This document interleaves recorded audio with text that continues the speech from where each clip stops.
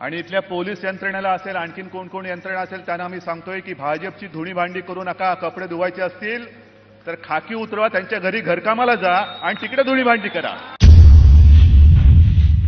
डोळ्यात तेल घालून रात्रंदिवस पहारा देणाऱ्यांसाठी ही कुठली भाषा? हीच तुमची नीतिमत्ता?